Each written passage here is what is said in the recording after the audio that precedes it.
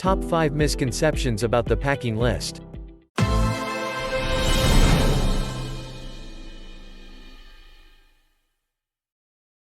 Many shippers may be aware of the bill of lading's importance and its vital role in ensuring the proper transportation and retrieval of an ocean freight shipment.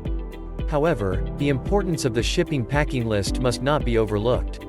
Whether you're filling out a packing list to export commercial merchandise or to move overseas, there are important aspects of this document you need to be aware of.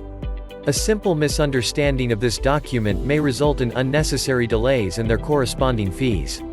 Here are the 5 most common misconceptions regarding the shipping packing list. 1. Information and details on a packing list should be kept to a minimal. Wrong.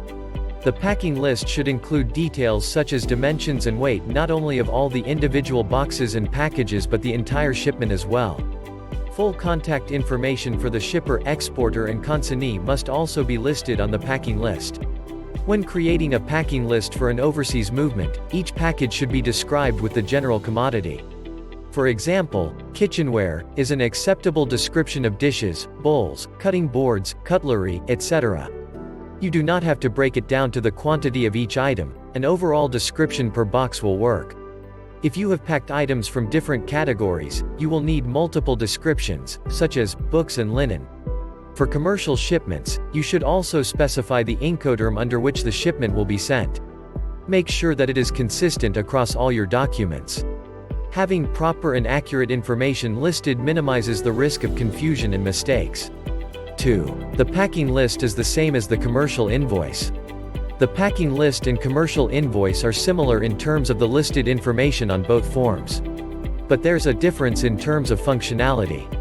You're required to indicate the commercial invoice number on the packing list and information on both documents must correspond. But the commercial invoice cannot substitute the packing list and vice versa. As mentioned, the packing list details the quantity, type, weight, and dimensions of the cargo being shipped and is a required document in the event of disputes and claims. However, the commercial invoice is a legal document between the supplier and the customer that describes the goods being sold and the amount the customer has to pay to obtain the goods. Another way to look at it is, the packing list is usually sent to the receiver of the goods, while the commercial invoice is sent to the party responsible for the payment of the goods.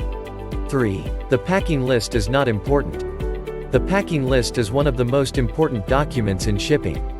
In fact, it is needed to generate the bill of lading. It informs all parties involved in the shipping process about the contents of the shipment.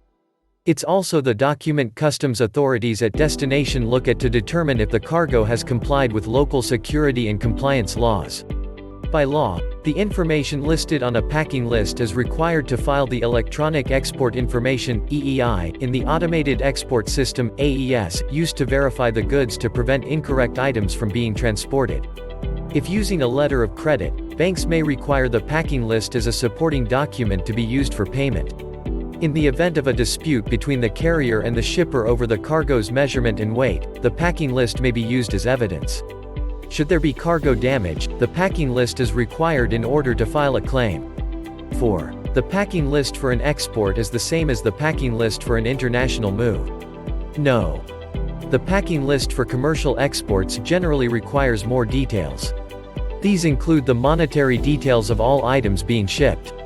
This allows customs authorities to assess the overall cargo's value and ensure that the correct number of items are accounted for. When creating the packing list for an international move, keep in mind that the packing list will not only be used for customs clearance, it can also be a very useful resource for you to keep track of all your items including how and in which boxes they are packaged. Some of our clients have found that making a very organized and detailed packing list made it easier for them to ensure that they have loaded everything at the destination and upon arrival, that they have received everything. 5. I can indicate an approximate weight on the packing list.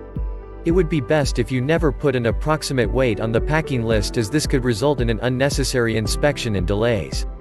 When a shipment arrives at the port, origin or destination, it is usually weighed and measured.